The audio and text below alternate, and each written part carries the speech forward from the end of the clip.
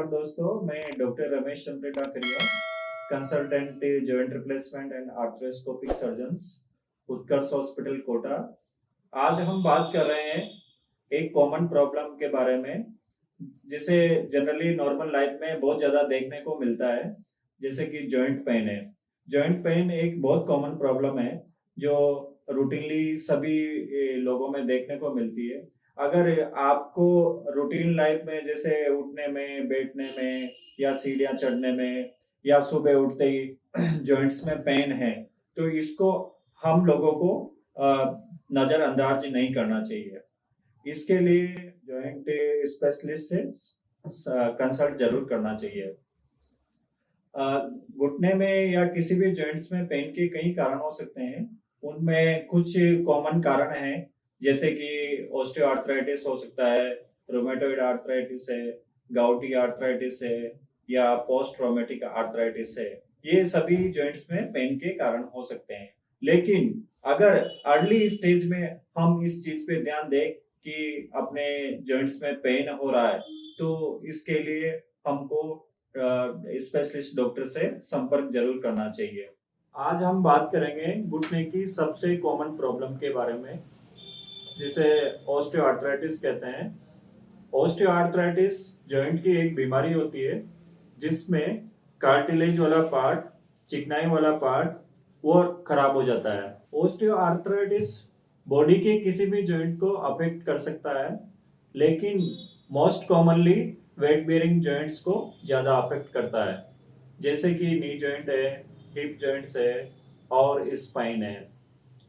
Osteoarthritis एक reversible disease होती है, जो एक बार हो गई तो उसके बाद में इसके रिवर्स होने की संभावना कम होती है, लेकिन इसको कुछ प्रिकॉशन रख के प्रिवेंट कर सकते हैं, जैसे कि वेट मॉडिफिकेशन के द्वारा, लाइफस्टाइल में चेंज के द्वारा, एक्सरसाइज के द्वारा और फ्यू मेडिकेशन के द्वारा। ऑस्टियोआर्थराइटिस के काफ़ी सारे सिम्टम होते हैं। अब हम बात करेंगे कि ऑस्टियोआर्थराइटिस के क्या क्या सिम्टम होते हैं, जैसे कि जॉइंट्स में पेन का रहना, स्वेलिंग का आ जाना, स्टिफनेस का रहना, टेंडरनेस का होना।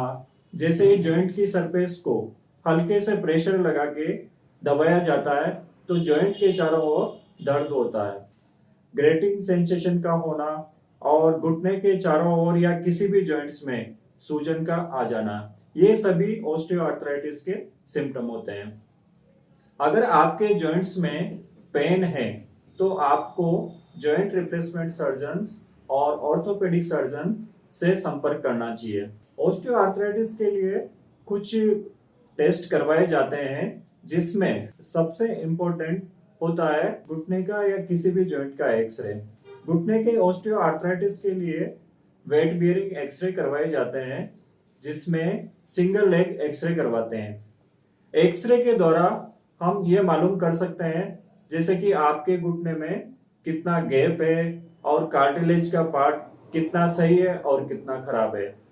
इसके अलावा कुछ ब्लड टेस्ट करवाए जाते हैं। कुछ सेलेक्टेड केसेस में एमआरआई भी करवाई जाती है, जिससे हम ये पता लगा सकते हैं कि ऑस्टियोआर्थराइटिस क्यों हुआ है, जैसे कि आपके घुटने में कोई मेनिस्कस टियर तो नहीं है, लिगामेंट इंजरी तो नहीं है। ये सब चीजें अपन मालूम कर सकते हैं। अब बात करते हैं कि ऑस्टियोआर्थराइटिस के क्या क्या कारण होते हैं। सामान्यतः जैसे जैसे उम्र बढ़ती जाती है, घुटने के अंदर ऑस्टियोआर्थराइटिस के बढ़ने के चांस ज्यादा रहते हैं। फीमेल में ऑस्टियोआर्थराइटिस मेल से ज्यादा होता है, लेकिन इसकी कोई क्लियर एविडेंस नहीं है।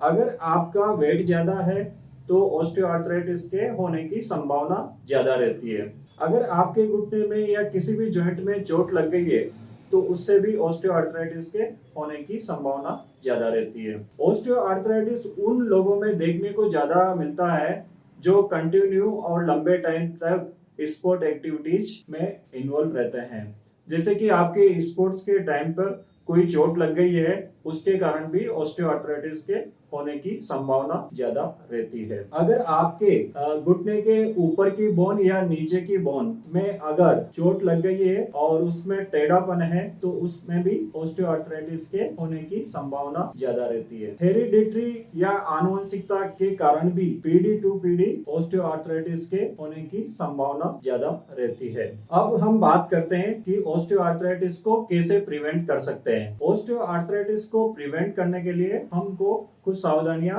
रखनी पड़ेगी। उसमें सबसे इम्पोर्टेंट होता है कि आपको एक तो वेट को मेंटेन करना पड़ेगा। जैसे जैसे वेट बढ़ता जाता है उस कंडीशन में भी ऑस्टियोआर्थराइटिस के होने की संभावनाएं ज्यादा होती है। अगर आप अपना वेट रिड्यूस करके रखें और मेंटेन करके रखें तो ऑस्टियोआर्थराइटिस के डेवलप होने की संभावना कम से कम रहती है। सेकंड सबसे इम्पोर्टेंट चीज है वो है कि कुछ एक्सरसाइज फिजियोथेरेपी के द्वारा भी हम ऑस्टियोआर्थराइटिस को प्रिवेंट कर सकते हैं और उसके प्रोग्रेस को स्लो कर सकते हैं। इसके अलावा हम लोगों को कम से कम सीढ़ियां चढ़ना चाहिए और कम से कम नीचे बैठना चाहिए। इसके द्वारा हम अर्ली टू मॉडरेट ऑस्टियोआर्थराइटिस को प्रिवेंट कर सकते हैं। अब हम बात करते हैं कि ऑस्टियोआर्थराइटिस अगर आपके घुटने में हो गया है तो उसके लिए हमको क्या करना चाहिए। इसके लिए सबसे इम्पोर्टेंट होता है कि हमारे को एक स्पेशलिस्ट डॉक्टर से संपर्क करना चाहिए जो जॉइंट रिप्लेसमेंट, आर्थ्रोस्कोपी और जॉइंट पेन के बारे में स्पेशलिस्ट हो। ऑस्टियोआर्थराइटिस के ट्रीटमेंट के लिए कुछ मॉडलिटीज हैं जिनको अप्लाइड किया जाता है या दिया जाता है। सबसे इम्पोर्टेंट है जैसे कि एनसेड है, कोलाजन पेप्टाइड्स है, ग्लूकोसामीन है। इनके द्वारा ऑस्टियोआर्थराइटिस के प्रोग्रेस को स्लो किया जा सकता है। कुछ इंजेक्शन है जैसे स्टेरॉइड इंजेक्शन है या हाइलुरोनिक एसिड का इंजेक्शन है। ये भी अर्ली टू मॉडरेट ऑस्टियोआर्थराइटिस में घुटने या किसी भी जॉइंट के अंदर इंजेक्ट किया जाता है।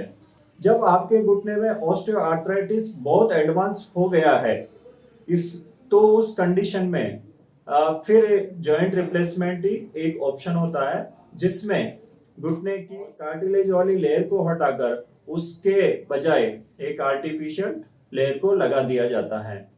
Thank you.